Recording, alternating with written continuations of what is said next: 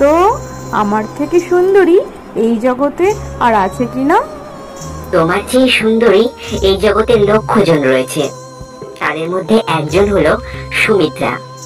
পূর্ণিমার চাঁদের আলোর ছটা রয়েছে তার রূপে, আর এই পূর্ণিমার চাঁদের আলোয় প্রতিফলিত মায়া আয়নায় তুমি তার রূপ দর্শন করো রানী, দেখতে পাবে তোমার চেয়ে লক্ষ গুণ সুন্দরী। এর তুমি দাসী হবার যোগ্য নও। কি এত বড় কথা? তোর ডানা ছিঁড়ে যদি ঘাড় না মটকায় তবে আমার নামও সুচিত্রা নয়।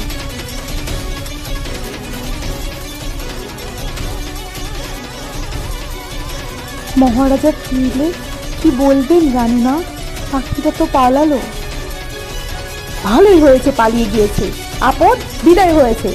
মহারাজাকে যা হয় কিছু একটা বলে দেব।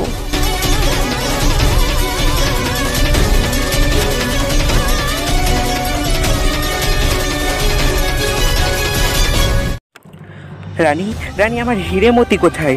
ওর কোনো সাড়া পাচ্ছি না কেন? ওকে কত বারণ করলাম, নিগড়া থেকে আজ না হয় কাল ঠিকই ফিরে আসবে, কিন্তু কে শোনে কার কথা? ফুরত করে চলে গেল কোথায় আপনাকে খুঁজতে। আমাকে খুঁজতে? এ কি বলছো?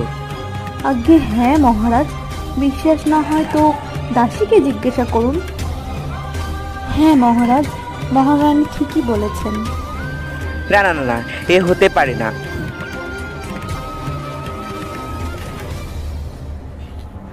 আপনি ঠিকই অনুমান করছেন মহারাজ, ওরা দুজনেই মিথ্যা বলছে। ওই তো আমার হিরেমতি। হিরেমতি, তুমি চলে গিয়েছিলে কেন? মহারাজ, আমি না চলে গেলে এরা আমাকে প্রাণে মারতো। মারবই তো, মারবো না তো তোমাকে পুজো করব? মহারাজ, পাখিটা আমাকে বলছে আমি নাকি রানী হবার যোগ্যই নয়, দাসী হবার যোগ্য। মহারাজ, রানীমা আমাকে নিজেই জিজ্ঞেস করেছিল তার চেয়ে সুন্দরী আর কেউ আছে কিনা, তাই আমি বললাম এমন সুন্দরীও আমার জানা আছে। মহারাজ, ওসব বানিয়ে বানিয়ে মিথ্যা বলছে। থাক থাক রানী, কে মিথ্যা বলছে আর কে সত্যি বলছে তা আমার জানা হয়ে গেছে। ছি ছি ছি ছি ছি, সত্যি তুমি রানী হবার যোগ্যতা নেই। এই অপরাধের শাস্তি তোমাকে পেতেই হবে। ওই দাসীকে সঙ্গে নিয়ে আজই তুমি দেশে ছেড়ে চলে যাও। দূর হও, চোখের সামনে থেকে দূর হও। মহারাজ,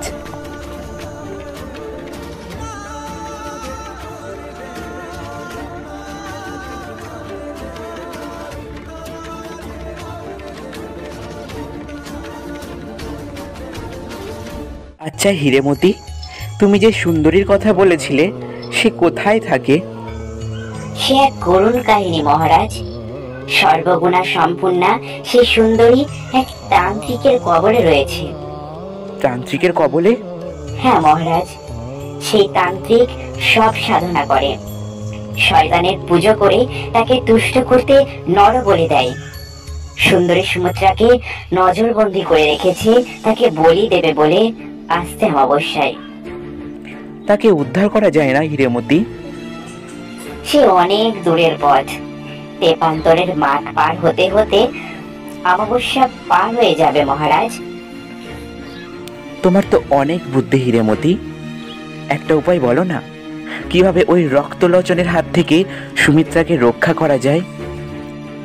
একটা উপায় আছে মহারাজ, দরকার একটি পক্ষীরাজ ঘোড়া। পক্ষীরাজ ঘোড়া? কিন্তু সে আমি কোথায় পাবো হিরেমতি? আপনার আস্থা বলে সুলক্ষণা যুক্ত একটা সাদা ঘোড়া আছে, আমি সেই ঘোড়ার পিঠে চড়তে পক্ষীরাজ ঘোড়ায় পরিণত হবে। তাহলে আর দেরি কেন হিরেমতি, আমরা আজই রওনা দিই। হ্যাঁ মহারাজ, চলুন। তবে একটা কথা স্মরণে রাখবেন, ওই পক্ষীরাজের পিঠে একবারই চাবুক মারবেন, তাহলে ও আকাশ পথে থাকবে। ভুল করে যদি দুবার চাবুক মারেন ও মাটিতে নেমে আসবে। তখন সূর্য ডোবার আগে শতবার চাবুক মারলেও ও আর আকাশ পথে উঠবে না। ভুলেও সে ভুল করবেন না মহারাজ।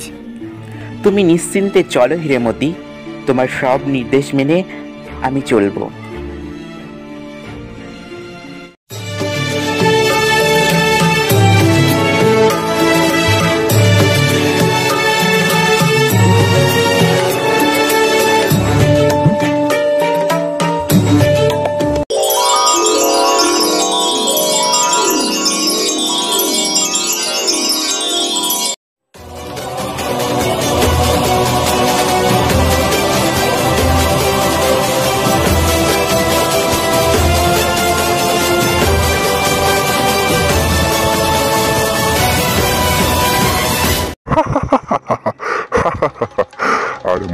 একটি রাত, তারপরেই অমাবস্যার রাত।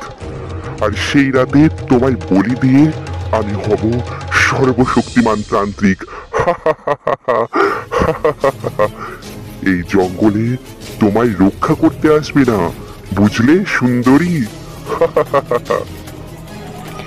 ভগবান আছেন, আমি কোনো পাপ করিনি, তিনি নিশ্চয় এই অন্যায় হতে দেবেন না। ভগবান? পাপ? অন্যায়? চিরকাল জগৎ শাসন করেন এই শয়তানেরা, তোমার ভগবান নয়। যাক যাক ওসব কথা, তুমি কিন্তু পালাবার চেষ্টা করো না, করলে জঙ্গলের হিংস্র জানোয়াররা তোমায় ছিঁড়ে ছিঁড়ে খাবে। ফিরে এসে তোমাকে যেন এইভাবেই দেখতে পাই। আর মাত্র একটি রাত, তারপরেই